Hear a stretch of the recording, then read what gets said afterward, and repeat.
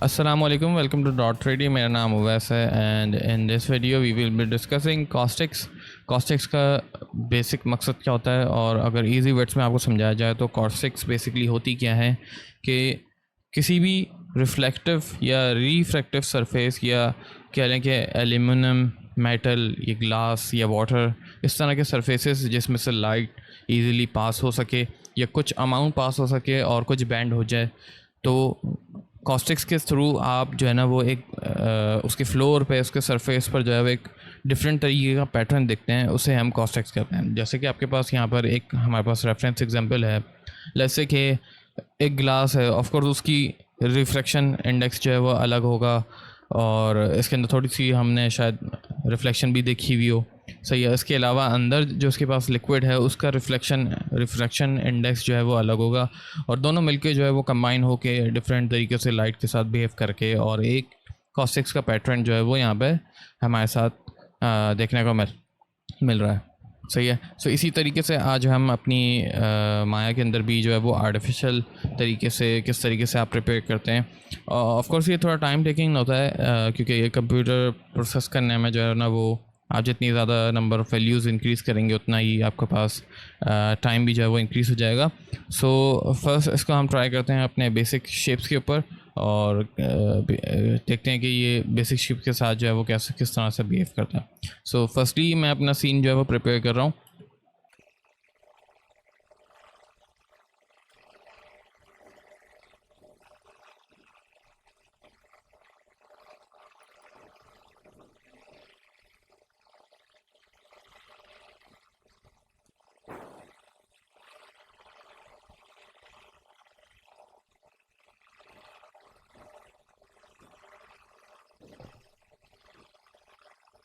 Alright, ठीक है। सो मैंने अपना जो है वो 3 ऑब्जेक्ट्स, पॉलीगॉन के ऑब्जेक्ट्स जो है वो यहाँ पे रखे हैं।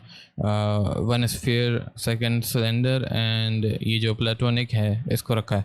उसके अलावा मैंने अपने फ्लोर के लिए जो है वो एक प्लेन मॉडल रखा हुआ है और साथ ही मैंने जो है वो विजिबिलिटी के लिए एक dome light as a fill light जो है वो मैं यूज़ कर रहा हूँ। और कोई भी HDRI आप इसके ऊपर अप्लाई कर सकते हैं और रेंडर सेटिंग्स बिल्कुल बेसिक रखी हैं जो हम नॉर्मली हर वीडियो में देखते आते हैं। एक रेंडर प्रीव्यू लेके देखते हैं और देखते हैं कि हमारा सीन जो है किस तरीके से आ रहा है। और यहाँ पर मैं अगर इसको डॉक करूँ,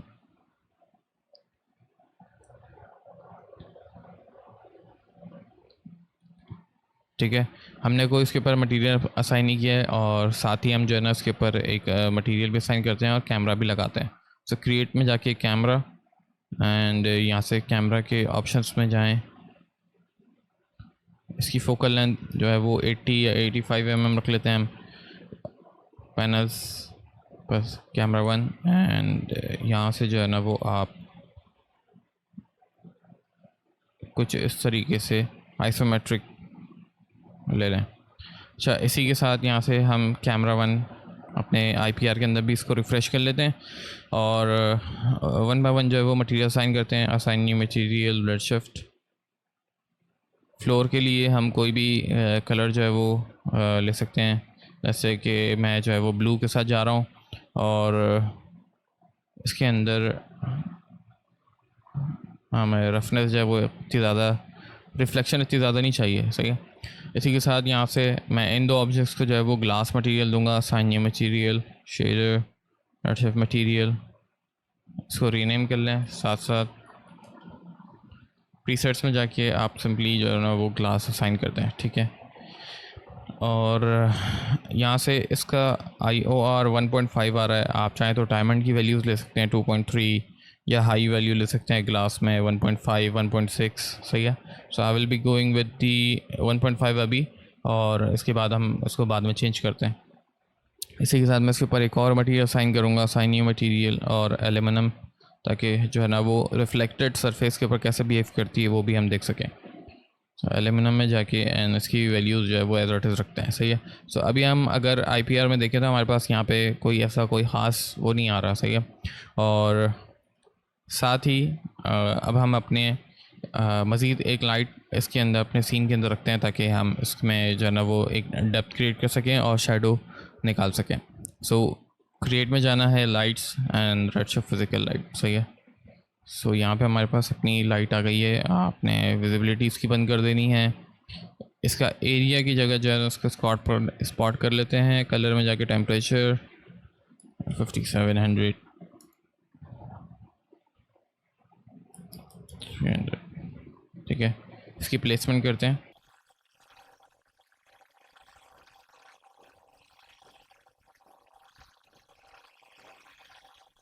ऑलराइट, सो इस तरीके से अपना सीन जो है वो प्रिपेयर कर लिया हमने। और अब हम जो है ना उसका एक टेस्ट रेंडर लेते हैं और देखते हैं कि हमारे पास किस तरीके का जो है वो प्रीव्यू आ रहा है। ठीक है, सब सारी चीज़ें जो है ना वही हैं। इसमें अभी हमारे पास कोई कॉस्टिक्स वगैरह देखने को नहीं मिल रही। पीछे से लाइट पास हो रही है, बट यहाँ पर शेडो कास्ट कर रही है और लाइट सिंपली गुजर रही है। बट मुझे जो है ना वो डिफरेंट अगर तरीके से कॉस्टिक्स देखना है कि यार इसके अंदर से लाइट जो है ना कुछ बाउंस हो गई और कुछ जो है वो फ्लोर के ऊपर हाइलाइट्स बन के आ रही हैं। सेम इसी तरह से ये शार्प एजेस आ रही हैं, तो उसका भी कुछ आना चाहिए यहाँ पे, सही है। सो उसके लिए अब आपने कॉस्टिक्स को ऑन करने के लिए अब आपने क्या करना है कि वन बाय वन जो भी आपका पॉलीगॉन है उसके ऑप्शंस में जाना है यहाँ से, और सिंपली आ जाना आपने रेडशिफ्ट में। रेडशिफ्ट में नीचे आएंगे तो आपके पास यहाँ पे विजिबिलिटी आ रहा है, इसे इनेबल करें। नीचे आए ग्लोबल इल्यूमिनेशन में और यहाँ से कास्ट कॉस्टिक फोटॉन्स पे चेक लगा दें, सही है। इसी तरीके से इस वाले ऑब्जेक्ट के लिए भी विजिबिलिटी, कास्ट कॉस्टिक्स, विजिबिलिटी, कास्ट कॉस्टिक्स, सही है। तो इन तीनों के लिए ऑन करने के बाद अब आप अपने रिज़ल्ट को एक दफ़ा और रिफ़्रेश करके देख लें। अगेन वही रिज़ल्ट आ रहा है, कोई ऐसा जो है ना इसमें चेंज हमें देखने को नहीं मिला। अच्छा, आईपीआर में कॉस्टिक्स जो है ना वो विजिबिलिटी नहीं आती, सही है। सो उसके लिए आपको बकेट रेंडरिंग ऑन करनी पड़ेगी, इसलिए मैं बार बार जो है वो प्रोग्रेसिव रेंडरिंग जो है वो फाइनल रेंडरिंग जो है ना वो कर रहा हूँ, सही है। सो अभी हमने जो लाइट लगाई हुई है स्पॉटलाइट, हम उसमें जाके जो है ना उसकी भी फोटॉन्स को ऑन कर दें ताकि हमारे पास कॉस्टिक्स का जो है ना वो रिज़ल्ट देखने को मिल जाए। सो अपने स्पॉटलाइट की सेटिंग्स में आना है और यहाँ से आपने नीचे जाना है। यहाँ पे आपके पास फोटोन है, फोटोन में कॉस्टिक्स, एमिट कॉस्टिक्स फोटॉन्स, सही है। सो ये ऑन करने के बाद इंटेंसिटी मल्टीप्लायर अभी 1 है और number of photon to emit, तो ये नॉर्मली हम 1 मिलियन तक लेके जाते हैं ताकि जो है ना वो बहुत ज़्यादा अच्छा जो है वो हमारे पास रिजल्ट है। बट ऑफ कोर्स ये रेंडर टाइम जो है वो इंक्रीज़ कर देगा। सो अभी हम अगर अगेन प्रीव्यू लें, हमारे आईपीआर में जो है ना वो कोई रिज़ल्ट नहीं आएगा, हमें प्रोग्रेसिव रेंडरिंग लेनी पड़ेगी। अब आप देख सकते हैं कि थोड़ा बहुत आपको जो है ना वो चेंज देखने को मिल रहा है और सरफेस पर जो है ना वो थोड़ी बहुत आपको ग्लॉसीनेस अलग सी फील महसूस हो रही है, सही है। सो कॉस्टिक्स का जो है ना काम शुरू हो गया है। अभी हम 1 के रेजोल्यूशन पे काम कर रहे हैं और जब आप इसकी रेजोल्यूशन इंक्रीज़ करेंगे तो टाइम जो है वो ज़्यादा कंज्यूम करेगा, ठीक है। सो ये कॉस्टिक्स को ऑन करने का तरीका है। और ऑफ कोर्स इसमें अभी नॉइज़ वगैरह है, आप यहाँ से अगर आपको ये कम लग रही है लाइट, रिफ्लेक्टेड लाइट या इंटेंसिटी इसकी, तो आप यहाँ से इसका इंक्रीज़ करके भी देख सकते हैं। अगर मैं इसको 5 करूँ,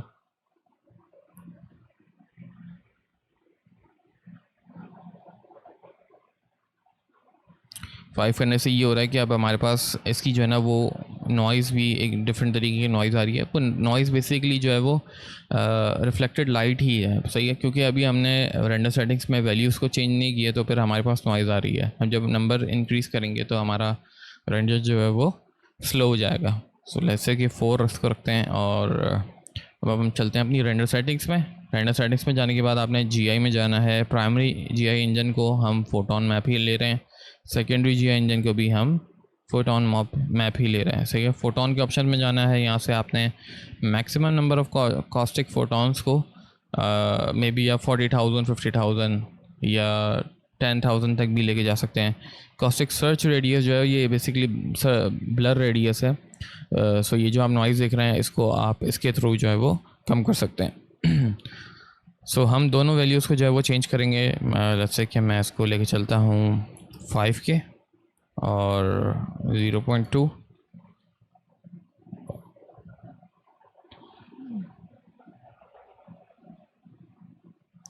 ठीक है। थोड़ी बहुत जो है वो नॉइज़ हमें गायब होती नज़र आ रही है। अगेन आपको जो है ना वो वैल्यूज़ यहाँ से चेंज करनी है।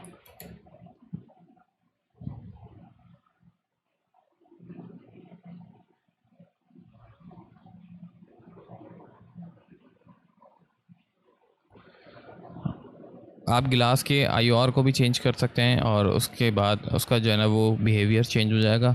सो IOR में जाना है और 1.9 में भी ले लेते हैं। और इसके अलावा डिस्पर्जन जो आप प्रिज्म में देखते हैं कि वाइट कलर की रे पास होती है और पीछे से रेनबो कलर्स के जो है वो पैटर्न निकलता है, तो वो डिस्पर्जन होती है। आप डिस्पर्जन की वैल्यूज़ भी इसके अंदर अप्लाई कर सकते हैं। तो लेट्स से कि 0.2 अगर मैं लेता हूँ, तो आपने देखा यहाँ पे रेनबो इफेक्ट जो है वो आना शुरू हो गया है, वो डिस्पर्जन की वजह से आता है। और IOR भी हमने चेंज किया, तो IOR से भी अब जो है वो हमारे कॉस्टिक्स पर इफ़ेक्ट पड़ेगा। कॉस्टिक्स का कलर भी चेंज हो रहा है, ठीक है। तो कॉस्टिक्स डिपेंड करता है आपके IOR के ऊपर, और क्या प्रॉपर्टीज़ रखी हुई हैं आपने उसके ऊपर टोटली डिपेंड करता है।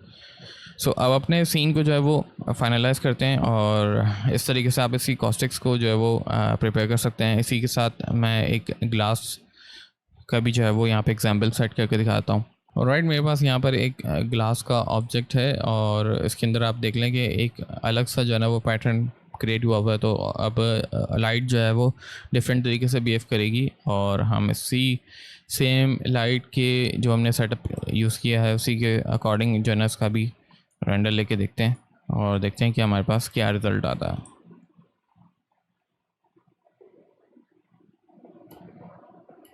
लेट्स टेक दी IPR, सही है, प्लेसमेंट वगैरह सब चेक कर लें, सही है।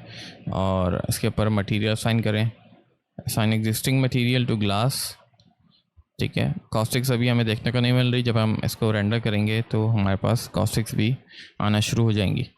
बट कॉस्टिक्स अभी क्यों नहीं आ रही, क्योंकि हमने डायरेक्टली इसे इंपोर्ट करके इसके ऊपर जो है वो विजिबिलिटी में जाके जो है ना इसमें कास्टिक फोटोन्स इनेबल नहीं किया। बाकी सेटिंग्स हमारी सेम एज इट इज़ हैं, सही है। सो कोई भी पॉलीगॉन आप लेकर आएंगे उसके ऊपर मेक श्योर करना है कि आपने विजिबिलिटी इसकी ऑन रखी है और GI में जाके कास्टिक फोटोन्स इनेबल रखा हुआ है, ताकि आप इसके फोटोन्स को जो है ना वो कास्टिक फोटोन्स को देख सकें। Now will take the IPR progressive rendering, और अब आप देखेंगे कि हमारे पास यहाँ पे एक डिफरेंट तरीके का जो है वो पैटर्न बन के आ जाएगा।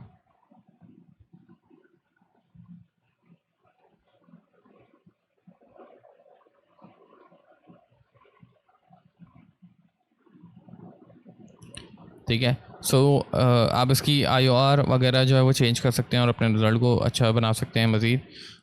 सो आई होप कि आपको इस वीडियो में ये टॉपिक क्लियर हो गया होगा, और इसी तरह की छोटे छोटे टॉपिक्स मैं रेडशिफ्ट को जो है वो पूरा कवर करने की कोशिश कर रहा हूँ। जितने उसके ऑप्शंस होते हैं, जो बेसिक नीड्स हैं, उनको कवर अप करने की कोशिश कर रहा हूँ।